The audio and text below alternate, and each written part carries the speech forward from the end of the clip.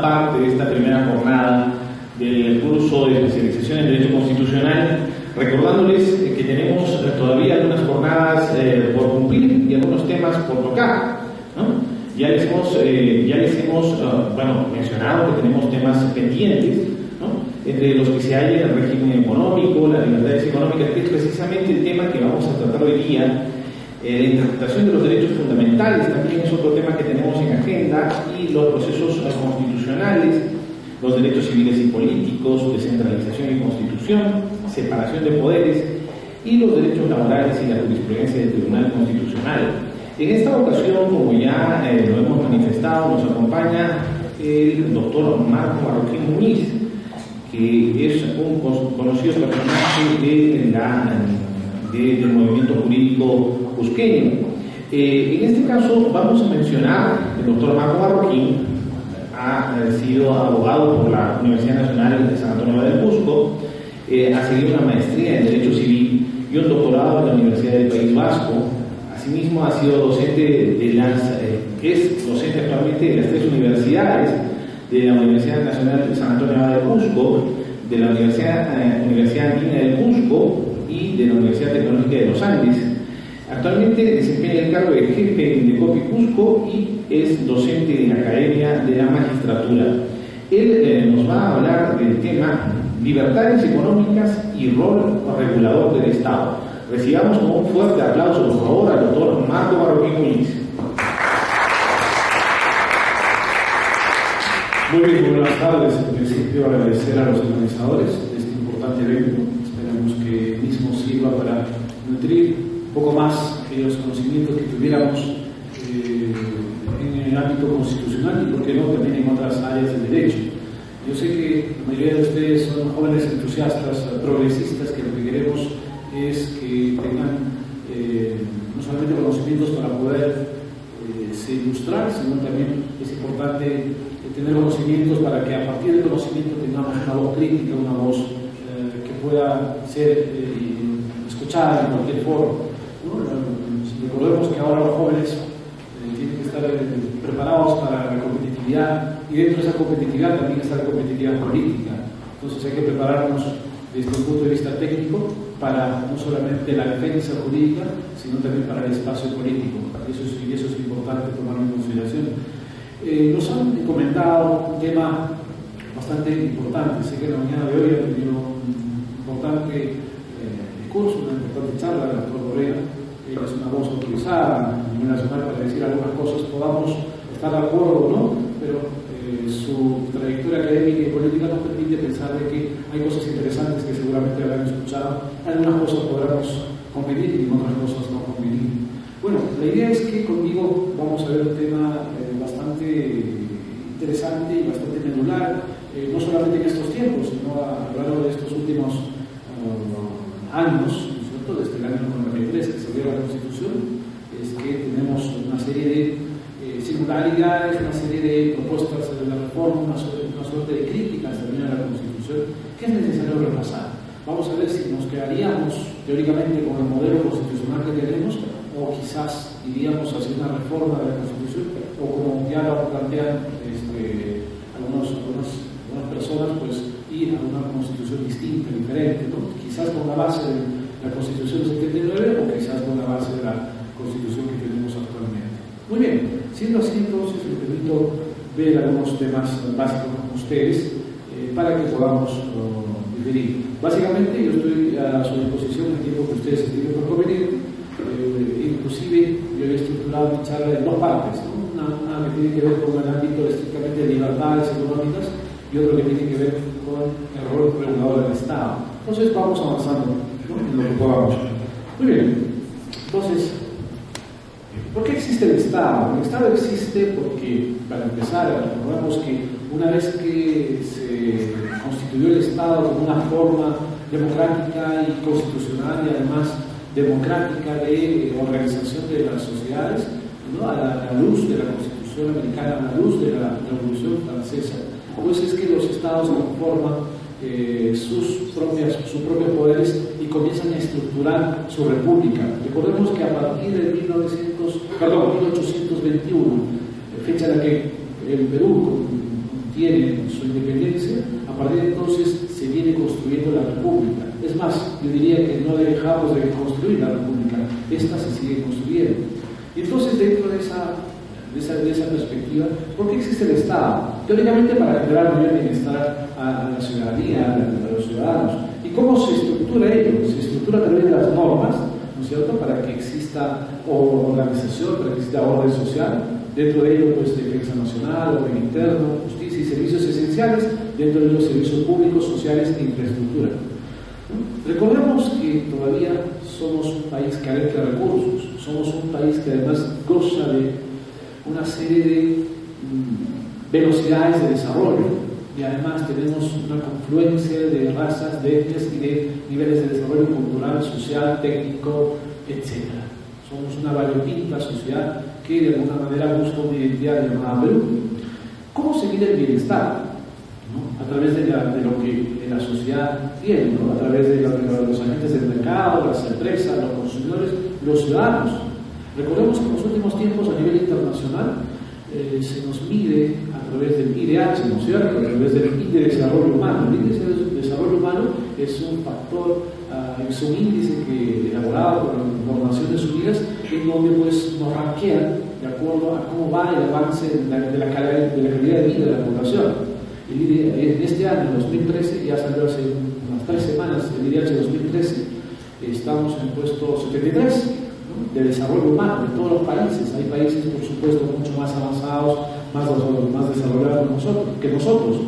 Sin embargo, también en los últimos tiempos también hay una serie de índices que nos avisan, que nos mencionan en qué puesto estamos. Por ejemplo, tenemos otro índice interesante para tomar en consideración. No sé si ustedes han tomado en cuenta, no solamente el IDH, sino hay otro que es el Doing Business en Perú. Cuánto el Perú atrae inversiones, cuánto atrae economía, cuánto atrae negocios. Y estamos ahí en el puesto 43 en este año, 2013. Esto salió también hace un mes más o menos. Entonces, ustedes como jóvenes tienen que no solamente tener una perspectiva peruana digamos, de cómo estamos a nivel de bienestar, sino cómo nos ven y cuáles son los referentes a indicadores internacionales. Entonces, empecemos de que hay un primer referente importante, inclusive, que debería ser motivo de estudio y siempre fuente de consulta para todos los estudios universitarios, ¿no es cierto? Por ejemplo, el tema del índice de desarrollo humano, y el segundo que acabo de hablar, el haciendo negocios en el Perú, Doing Business. El primero, IDH, propiciado por Naciones Unidas, y el segundo, Doing Business, propiciado por el Banco Mundial. Entonces son referentes de orden técnico que nos ayudan a entender cómo estamos. El mayor bienestar de los consumidores y el mayor bienestar de las empresas. Lo que se busca, lo que buscan los consumidores, ¿qué es? Maximizar su bienestar. Lo que buscan las empresas, ¿qué es? Maximizar sus utilidades. Y en esa interacción se produce el mercado. Entonces la idea, sin embargo, es que entendamos que el mercado tiene problemas. El mercado no es un paraíso, no es el deber prometido. No, el mercado tiene problemas. Los economistas, los abogados y en algunos casos los políticos llaman a estos problemas como las fallas del mercado. ¿Quién tiene que intentar entonces solucionar las fallas del mercado? El Estado. ¿Y cuál es la primera norma que se encarga de intentar solucionar o prevenir o declarar qué tiene que hacer el Estado para corregir esas fallas? En la Constitución. Entendamos entonces como que la Constitución llega a ser el instrumento para que el Estado se organice y corrija esas fallas del mercado. La tarea entonces del Estado es atender a la población, además con los recursos escasos. Recordemos que en algunas circunstancias, para pobreza, para situaciones de extrema pobreza, el mercado no funciona. Ahí tiene que estar el Estado socorriendo a las personas que tienen más problemas de orden económico y de orden social. ¿Qué nos dice nuestra Constitución? Recordemos que la Constitución Económica nos dice que es un conjunto de principios rectores, reglas jurídicas y reconocimiento de derechos y libertades fundamentales económicos que diseñan un modelo de sistema económico. Y aquí en nuestra Constitución se establece, seguramente los niños también lo habrán escuchado, cuál es la participación del Estado en la economía, hasta dónde interviene el Estado, cuál es el punto de equilibrio de la intervención del Estado entre corregir las fallas del mercado sin distorsionar al mismo, sin distorsionar al mercado. Y hemos pasado por algunas experiencias históricas en donde el Estado se introdujo tanto, se metió tanto en la vida económica, el Estado fue agente económico, el Estado fue empresa, pero lamentablemente no tuvo éxito. Una estadística, a 1991 el Estado peruano tenía más de 239 empresas, de las cuales 219 deficitarias, colapsadas, burocratizadas, corruptas. Esto no está bien. El Estado se metió más. Es más, en algunas circunstancias el Estado era monopolio. No había competencia en algunas actividades económicas. Esto también tiene que ser corregido. El Estado también, hasta ahora está pasando, impone a los ciudadanos, a las empresas, demasiados requisitos, que hace que la constitución de una empresa sea, por ejemplo, un poco más farragoso que otros países. Nosotros ya estamos entrando en el mundo en una era digital. Hay países, mis estimados amigos, que han prescindido de lo que es la escritura pública. Han prescindido de los servicios notariales. Hay países en donde constituir una empresa es simplemente acercarse a una ventanilla o simplemente hacer la constitución de manera virtual, porque todas las bases de datos están entrelazadas, y se constituye una empresa en horas, en minutos, sin mayor problema, teniendo seguridad jurídica. Todavía nuestro sistema jurídico pues ha pensado de que seguridad jurídica es formas, requisitos, burocracia, y no debería ser así. Eso, por ejemplo, es una tarea pendiente. El Estado tiene que buscar reformarse y dentro de esas reformas pues facilitar la vida del ciudadano y al empresario. Y por otro lado, la Constitución establece cuáles son las relaciones económicas entre los particulares, ¿no? Y las normas de control del poder económico, de control económico no solamente del propio Estado, sino de los particulares que pueden excederse y que pueden generar algunas fallas.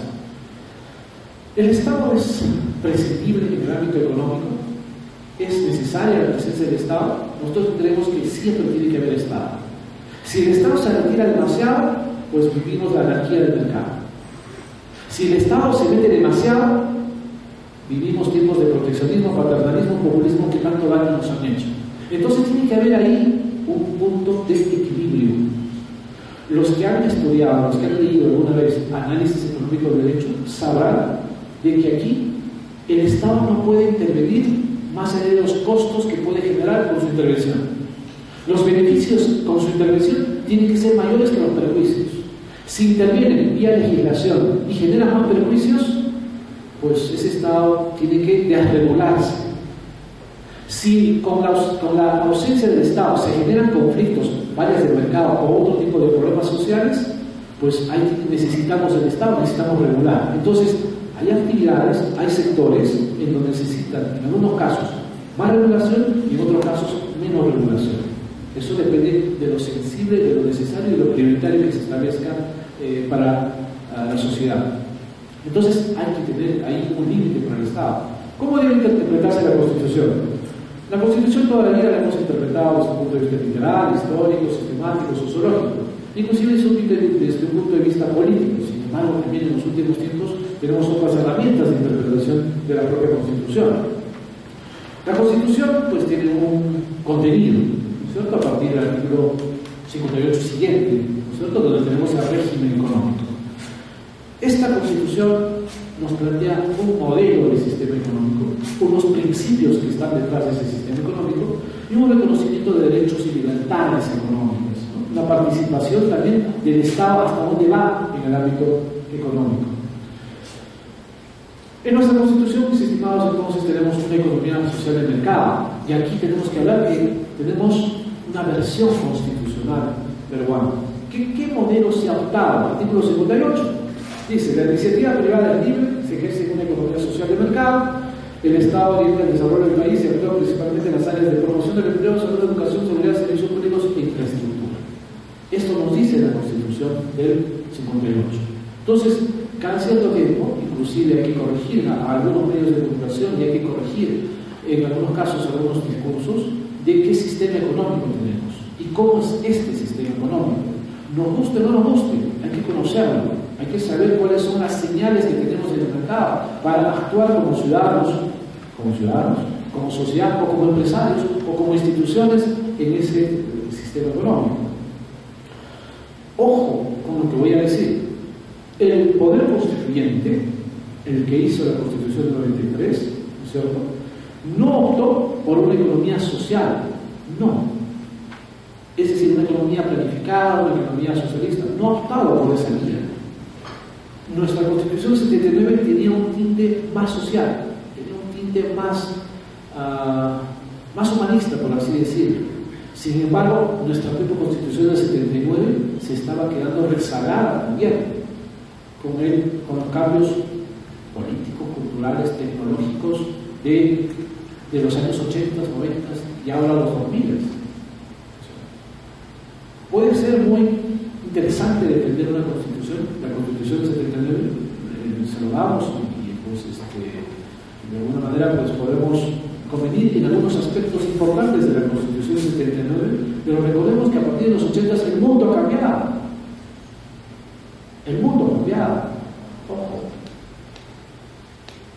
No olvidemos lo que pasó con los expaíses de los estados de la ex-Unión Soviética. No olvidemos la elección de la perestroika.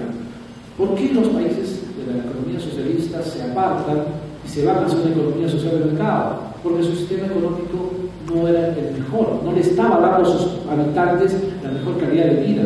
Si comparábamos la calidad de vida de los habitantes de los países llamados capitalistas occidentales en los años 80 versus la calidad de vida poblacionalmente hablando de los países de la ex-Unión Soviética, pues hay una diferencia muy grande. Y por eso es que sus jerarcas deciden abrir su economía, deciden ir hacia una economía social, a una economía de mercado mundial. Esto trae como consecuencia que Europa del Este también cambie. Esto trae como consecuencia también la caída del muro de Berlín. Eso por un lado en el lado político mundial. En el lado tecnológico, a partir de los 80, 90 comenzamos a vivir una transformación de todas las tecnologías de la información y de las comunicaciones. Comenzamos a pensar que estamos en la sociedad del conocimiento, sociedad de la información. Y por otro lado, en el ámbito estrictamente económico, estrictamente empresarial, comienza a darse una incesante transacción masiva de productos de todo el mundo, dirigidos a todo el mundo. Y hoy estamos viendo eso. Por ejemplo, la mitad o más de la mitad de lo que estamos vistiendo ahora todos nosotros aquí en este salón es chino. La mitad de lo que consumimos por alimentos es foráneo. Nosotros estamos cambiando nuestros hábitos alimenticios. Antes consumíamos papa, hoy consumimos arroz. Antes consumíamos res, hoy consumimos pollo. Hoy nuestros precios están ligados a precios internacionales. El precio de la harina, el precio del petróleo, el precio inclusive del pollo, etc. Entonces, muchas cosas, mis estimados amigos, han cambiado. Nos guste o no nos guste, han cambiado las cosas. Entonces, eso hace pensar que si, por ejemplo, nuestra Constitución del 79 hubiera estado vigente, hace rato que hubiéramos necesitado reformas. El mundo está cambiando y tenemos que ser conscientes de ese cambio. Y los ciudadanos de hoy tenemos que estar preparados para lo que tenemos hoy y para lo que tenemos en el futuro. Tenemos que estar cabalgando con las herramientas que nos da el mundo de hoy. Tenemos que estar metidos con la informática, tenemos que estar metidos con los idiomas, tenemos que estar hablando otros idiomas, tenemos que estar tratando de ser más competitivos, alcanzando diplomados, maestrías, doctorados, etc. Eso está pasando en el mundo. De tal suerte que me he detenido en algún momento para reflexionar hasta qué punto tanto la Constitución del propio 79 como la propia Constitución del 93, inclusive a la luz de estos cambios que estamos conversando, necesitan una reforma, necesitan un impulso. Eso es para la reflexión y el debate que seguramente se va a seguir dando, no solamente en el ámbito académico, sino me imagino también en el ámbito político. El Poder Constituyente del 93 no optó por una economía de mercado pura, tampoco. Recordemos que en el Perú, en el mundo, no existe un país que tenga una economía de mercado pura, no existe. Sería una utopía. siempre existe la presencia del Estado. ¿Dónde se diferencia? ¿Cuánto más hace el Estado o cuánto menos hace el Estado? ¿Cuánto interviene? ¿Cuánto no interviene? ¿Cuánto controla precios o cuánto no controla precios o tarifas? Ahí está la diferencia. En el nivel de intervención, en el nivel de regulación que tiene el Estado. Finalmente, entonces, nosotros hemos optado por una tercera vía, una economía social de mercado, ¿no es cierto? En donde existe, por un lado, la posibilidad de que la oferta y la demanda sean las que elijan, ¿no es cierto?, para lo que es la asignación de recursos en la sociedad, pero por otro lado tenemos el Estado que tiene que estar ahí como rol subsidiario, un rol, en algunos casos, asistencialista. Recordemos entonces que se permiten libertades económicas, pero por otro lado también el Estado tiene que ser solidario.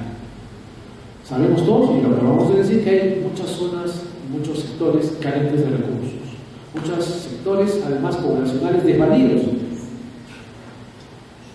Por ejemplo, el Estado está haciendo muy poco, por ejemplo, por darles a los adultos mayores una vejez mucho más halagüeña, una vejez mucho más tranquila, más sosegada. Todavía las pensiones son magras, tanto del sistema privado de pensiones como de la ONG. Hay una tarea pendiente. Otra tarea pendiente son los niños. Otro tema pendiente es la salud. Hay serios riesgos de salud en la población. Entonces, recordemos que la atención del Estado no solamente tiene que estar enfocado en sectores o zonas deprimidas o de extrema pobreza, que por supuesto es su atención, también tiene que estar dirigido hacia otros sectores poblacionales que no están teniendo, digamos, los suficientes recursos para paliar algunas de sus vicisitudes que tienen. Y por eso es necesario comenzar a pensar que debe existir libertad, pero también con una dosis del Estado y de la ciudadanía, solidaridad. Los particulares son dueños del mercado, se supone que ellos generan la riqueza y ellos buscan asignar los recursos en la sociedad. Sin embargo, esto hace que puedan existir fallas del mercado. ¿Quién corrige las fallas del mercado? Corrige las fallas del mercado el Estado, ¿no es cierto? El Estado busca reestructurar esos abusos que se podrían generar, ¿no es cierto? Busca en algunos casos una suerte de justicia social para tener con ello una suerte de máximo bienestar social. Sin embargo, estamos todavía en esa interacción, no siempre se logra lo que se quiere. Por un lado, los privados a través de sus derechos y libertades generan riqueza sin nada de sus recursos, la libre iniciativa privada, la libertad de empresa, la propiedad y la libertad de contratación, ahorita vamos a hablar de ello. Por otro lado, el Estado garantiza que el mercado produzca eficiencias económicas, protege los derechos de propiedad, vela por el cumplimiento de los contratos, corrige las fallas del mercado, ¿no? Tutela la libre competencia y los derechos de los consumidores, ¿no es cierto? Y ahí el Estado tiene un rol promotor en empleo, educación, salud, servicios públicos, infraestructura y por supuesto tiene un rol subsidiario. ¿Cómo debemos entender a nuestra economía social de mercado? A la versión peruana. Se supone que el Estado busca el bienestar de la sociedad. Se supone que estamos en un libre mercado, pero ese libre mercado está sujeto a algunos límites que el propio Estado establece. Por ejemplo, nuestra Constitución, y ahora vamos a hablar de ello, permite que existan monopolios. Entendamos que un monopolio, y eso es un tema económico y jurídico, el monopolio no está prohibido, ergo está permitido. Hay que entender al monopolio, mis estimados amigos, como un concepto económico. El monopolio no es un tamaño. Toda la vida hemos conceptualizado que el monopolio es un tamaño. El monopolio no es un tamaño. El monopolio es una condición, no es un tamaño. Ojo, siempre pongo el siguiente ejemplo en clases.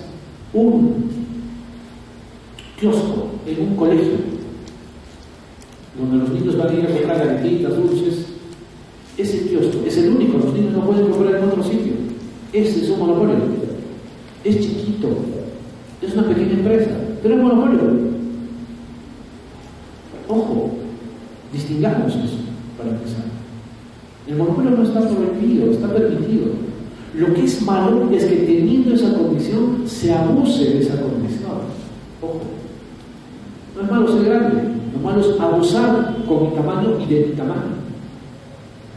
Eso que nos quede claro. Y por supuesto que hay que corregir más excesos que se cometen en nuestro país cuando hay presencia de algunos monopolios o de algunas empresas que pueden tener posición de dominio en el mercado, que sí cometen algunos excesos, fallas de mercado contra competidores, contra consumidores. Eso, por supuesto que hay que corregir, pero no se puede prohibir su actividad. Y por otro lado tenemos el Estado subsidiario y el Estado solidario. Hablemos un poquito de eso. Dentro de la Constitución tenemos pues, la libre iniciativa privada, artículo 58, el rol promotor del Estado, el artículo 58, también la libertad de empresa, artículo 59, el pluralismo económico, artículo 60, el rol subsidiario del Estado, artículo 60 también, la libre competencia 61, la defensa de los consumidores, artículo 65. Entonces existen los derechos fundamentales económicos, el rol subsidiario del Estado en el artículo 60 y el rol promotor del artículo 68. ¿Por qué los estamos repitiendo? Porque es necesario enfatizar que así está establecido nuestro régimen económico. Y acá me detengo un segundo. Alguna vez escuché el siguiente comentario. En la primera parte de nuestra Constitución tenemos consagrados los derechos fundamentales de carácter social y por supuesto de carácter humano.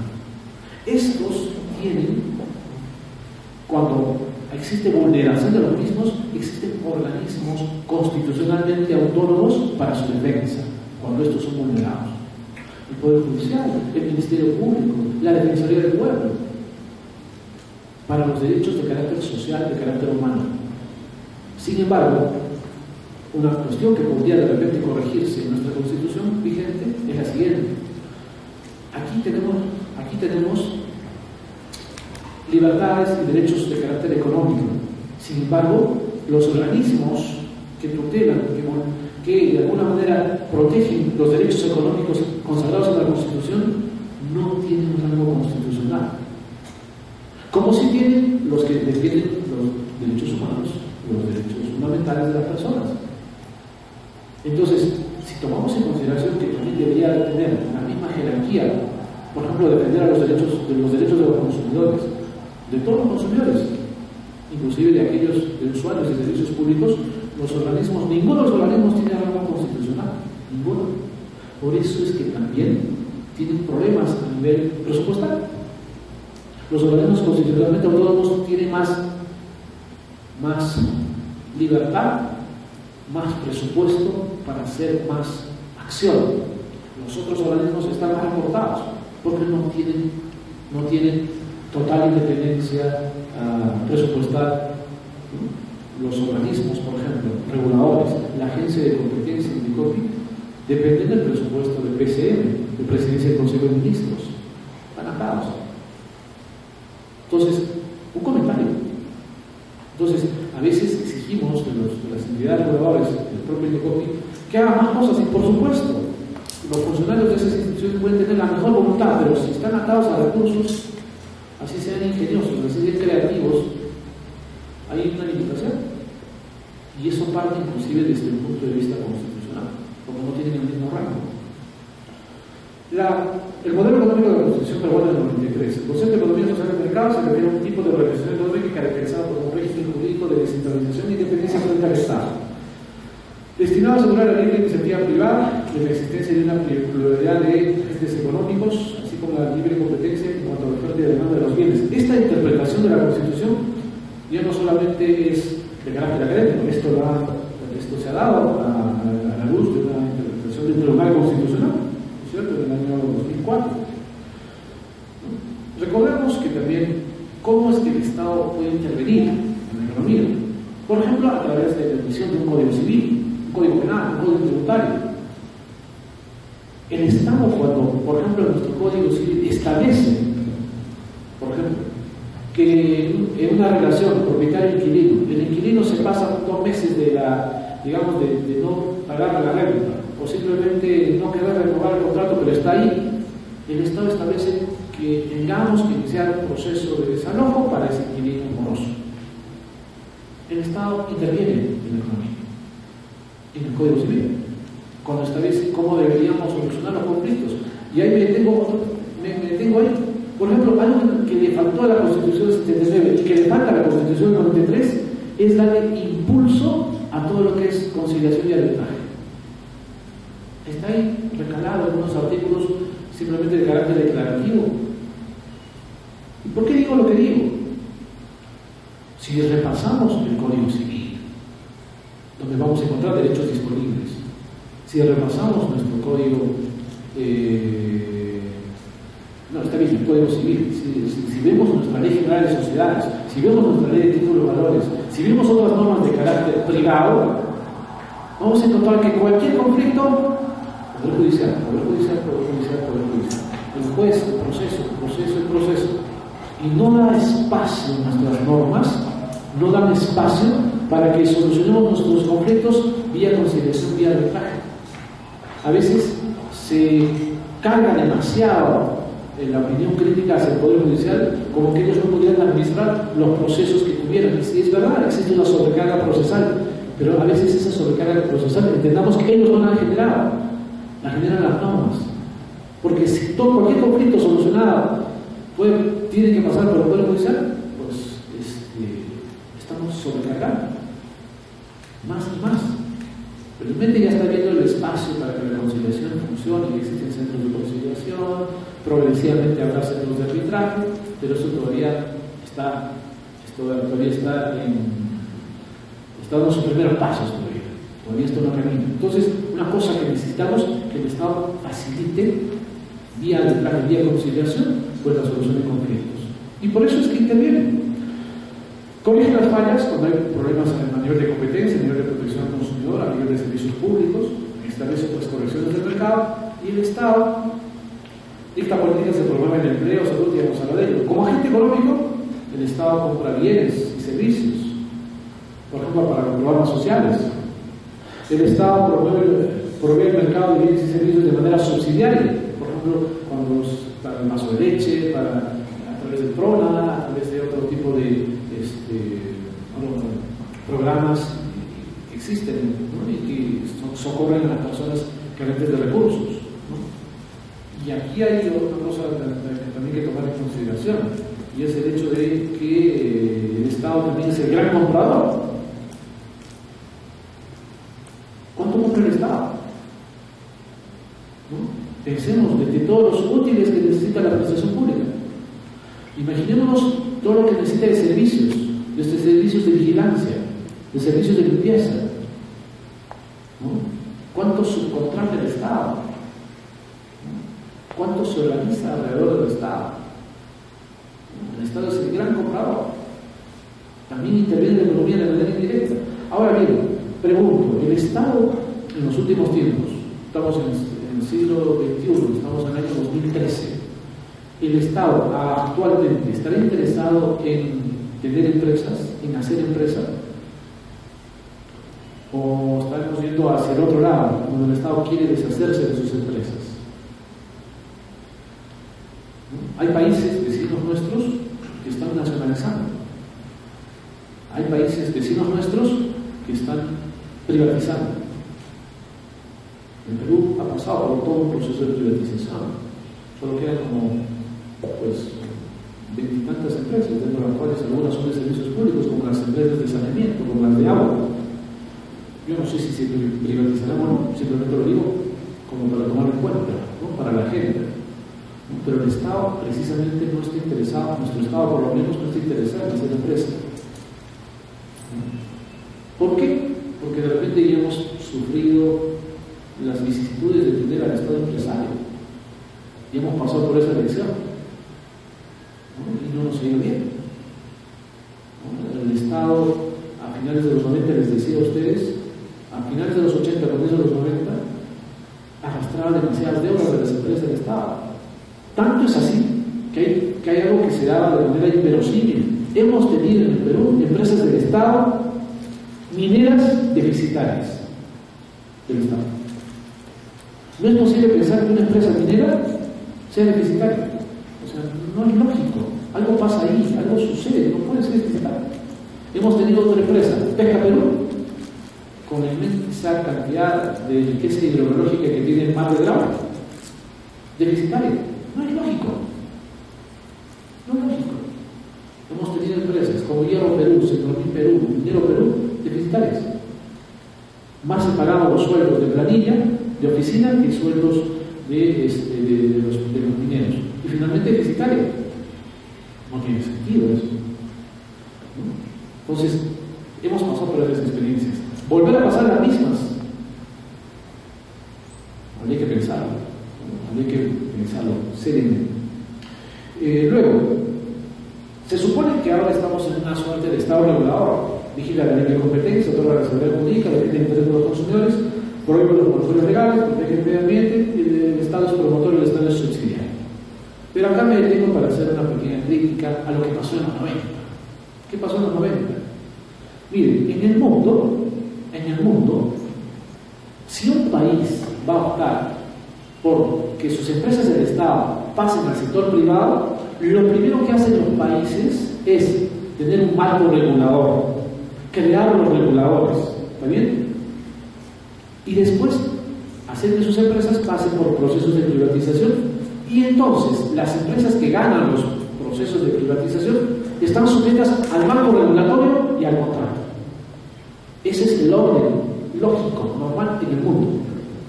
En el Perú, en algunas actividades económicas, ha sido al revés. Teníamos empresas deficitarias, había que privatizar, sí, pero se tuvieron procesos de privatización muy rápidamente,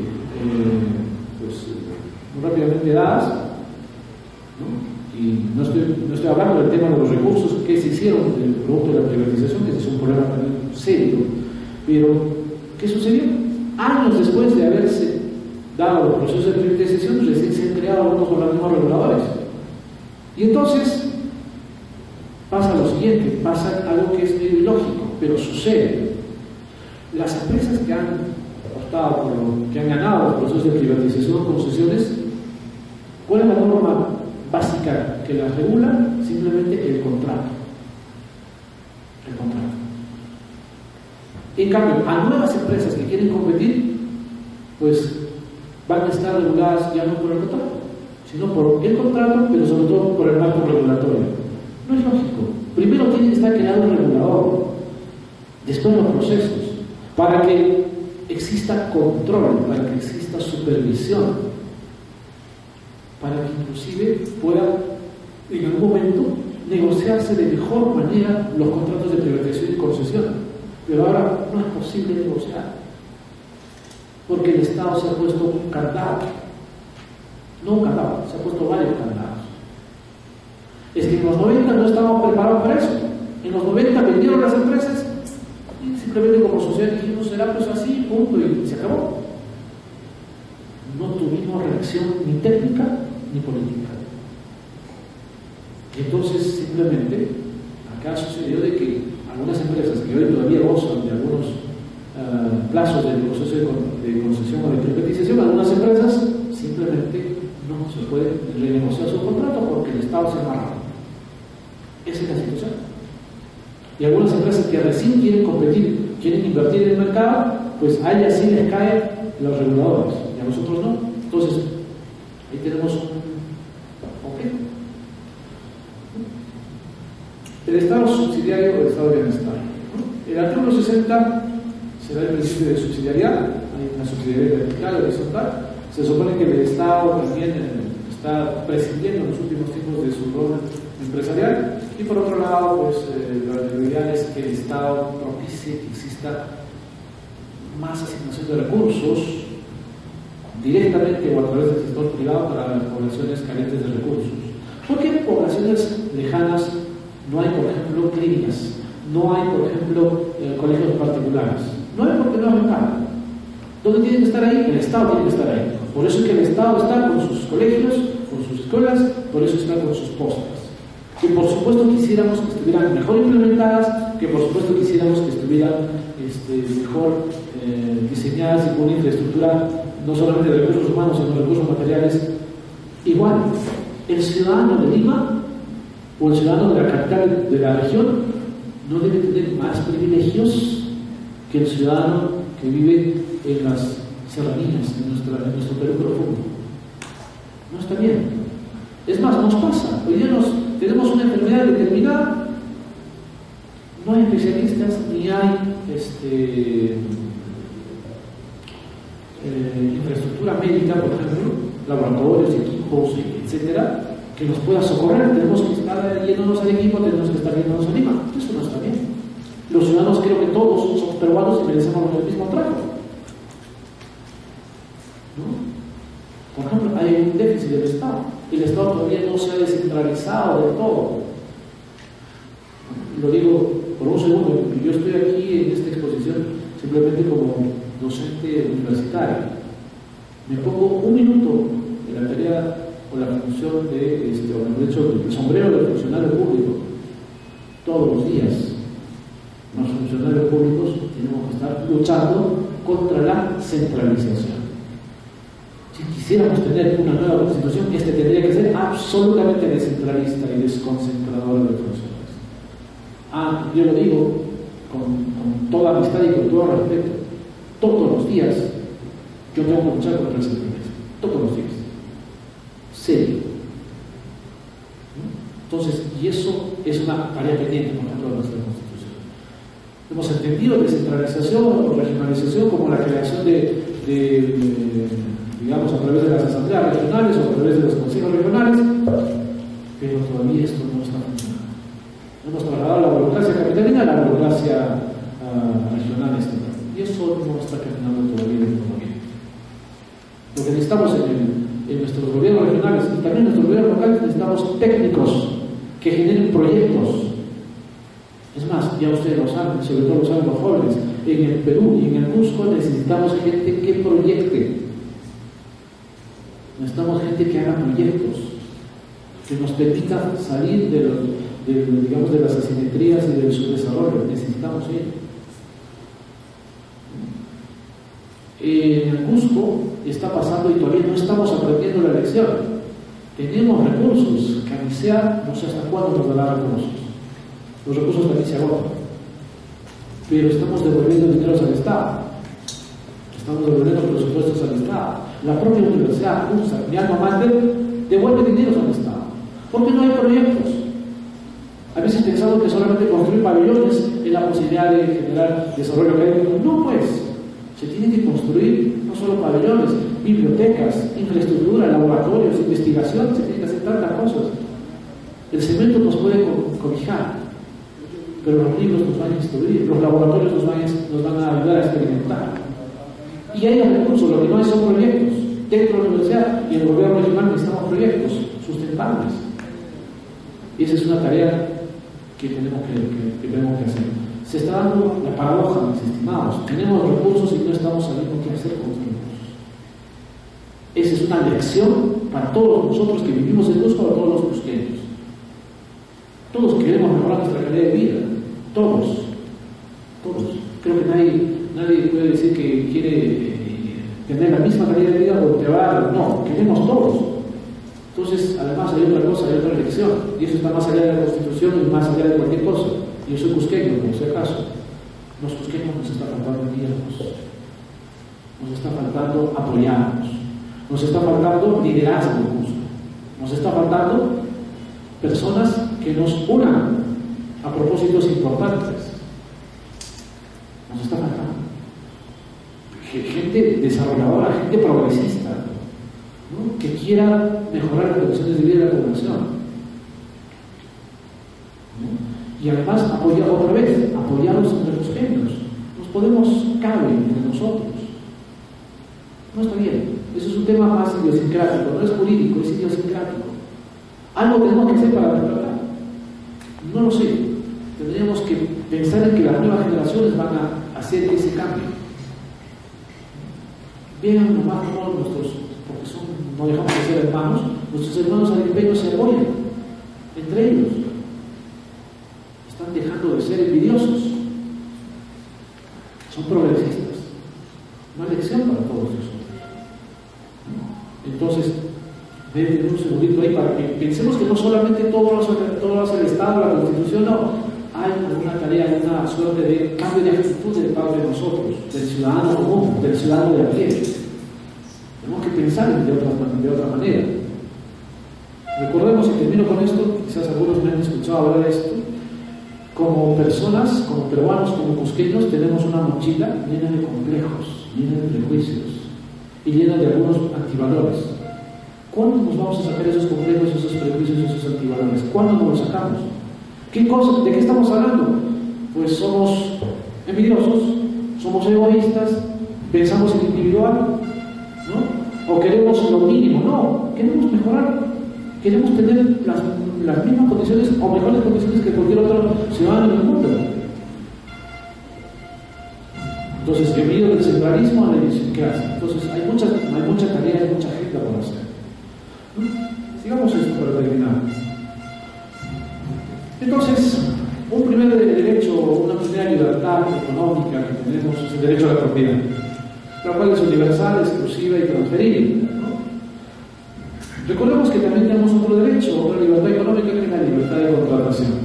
La libertad de contratar, contratamos con quien queramos, y la libertad contractual, pues incorporamos en los contenidos de los contratos lo que queramos. Sin embargo, la libertad de contratación tiene un límite. Yo diría hasta dos límites. La libertad de contratar y la libertad de contratación tienen un límite, que es la no discriminación. Todavía nuestro país es un país, lamento decirlo, pero es un país discriminador. Hay que hacer algo, mis estimados amigos, para evitar que exista discriminación. La discriminación está en la casa, está en la familia, ahí está el germen. A veces es muy sencillo decir la sociedad es discriminadora, estamos diciendo para afuera. La sociedad está en nuestra familia, la discriminación está en nuestras familias. Disculpen las cosas que voy a decir, pero ni siquiera tendré que disculpar, simplemente son las cosas que se dicen, que escuchamos. ¿Alguien en su casa ha escuchado decir, ¿por qué estás con ese cholo? ¿Por qué? Dile a esa india que me trae ese plato. Dile esto, ¿por qué estás con ese negro? ¿Por qué estás con ese pobre? ¿Por qué estás con ese serrano? ¿Por qué? Eso lo escuchamos en las novelas. No, está en la casa. Lo escuchamos en las casas. Y nosotros alguna vez quizás vamos a repetir eso. Eso no está bien. Yo podría ser un ciudadano de avanzada, muy moderno, podría tener tecnología de punta, estar rodeado por los aparatos más sofisticados, y mi cerebro es medieval, es discriminador. Algo tenemos que hacer para evitar esa discriminación. Y lo curioso es que, además lo sé por razones de trabajo, que el que discrimina tiene los mismos rasgos del discriminado. Es como si se discriminara al espejo, es como si se discriminara a la madre. Es un tema antropológico, psicológico y hasta psiquiátrico. Es como si el que de la puerta, el que no va a dejar entrar a alguien, diga, los de mi raza no van a entrar. Es un medio paradójico, ¿no? Entonces hay que pensar en esos niveles. Entonces, si en la casa estamos escuchando esos epítetos malsonantes, esas peyoraciones racistas, clasistas, que hacen daño a nuestra sociedad, pues hay que sacarlo. Ese es un complejo que tenemos. Esa es otra carga pesada que tenemos en la mochila, todos, o la mayoría. Algo tenemos que hacer para sacarnos ese lastre. Somos una sociedad variopinta, nuestra riqueza es una riqueza social porque somos una infinidad de razas, de etnias, de culturas. Esa es nuestra riqueza, no es nuestra pobreza. ¿No? Tenemos que ser tolerantes. Siglo XXI, repito, siglo XXI, no estamos en la Edad Media, no estamos ni siquiera en el siglo pasado, estamos en el siglo XXI, donde se supone todas las personas son dignas, son respetables, con independencia de su raza, sexo, género, opción sexual, con independencia de su procedencia, condición socioeconómica. Todas las personas son dignas. Además, por lo siguiente, para los que creen en Dios, todos tenemos un Dios. Para los que no creen, a todos nos alumbra el mismo sol. Somos seres humanos y a todos nos alumbra el mismo sol. Y mereceríamos el mismo respeto. Y el respetar a los demás, por supuesto. Bueno, dentro de la libertad de que estamos hablando, de la integridad de los contratos ley que son tan debatibles y tan negativos, ¿no es cierto? Los contratos de ley que hacen que el Estado, pues en algunos casos, establezca algunos privilegios en favor de algunos en desmedro de otros. A veces el Estado es el propio discriminador. Y es que lo que pasa lo siguiente, bajo la premisa de que hay que atraer la inversión, a veces el Estado ha sido muy regalón. ¿Y cómo regala? No solamente a algunas empresas del Estado a bajos costos, sino también exonera de impuestos por un tiempo a determinadas empresas. Y es que es un carganito. La inversión tiene que estar acompañada de un carganito, si no, no vienen los inversionistas. Como que mal criamos a los inversionistas en el mundo. Y los inversionistas se van a los países que dan esos regalitos, esos carganitos. Un carganito es no cobrar impuestos. Y en el Perú hemos tenido eso. Y eso se da a través de los contratos ley. Eso, por ejemplo, tendría que estar corregido. Recordemos que también se permite la libre iniciativa privada, cualquier forma empresarial que pueda darse, ¿no es cierto? Pero por otro lado también hay que entender que el Estado todavía para lo que es la libertad de empresa establece una serie de requisitos, establece una serie de formas, establece una serie de costos.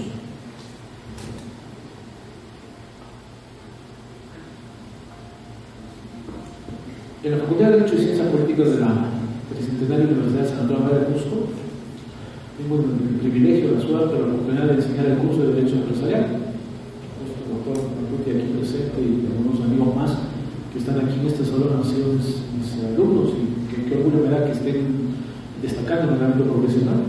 Y entonces, alguna vez hemos hecho el ejercicio de constituir una empresa. Y lo farragoso que significa constituir una empresa en Perú. Te comento, Óscar, de que esa forma como habíamos aprendido tortuosa, con las lágrimas que algunas personas le han puesto el trabajito de hacer la constitución de empresa completa, ¿no es cierto? Algunas personas se desvelan simplemente para hacer el trabajito. ¿Por qué? Porque hay que saber todo lo que se necesita para... Por ejemplo, yo quiero tener una agencia de viajes, o quiero tener una farmacia, o quiero tener un grifo, o quiero tener un hotel. Hay que presentar todo un porqué. Lamento decirte, Óscar, que quería cambiar la forma como constituir una empresa, pero el Estado no está cambiando el trabajo. De tal manera que, así como tú cuando fuiste mi alumno hace algunos años atrás, ese trabajo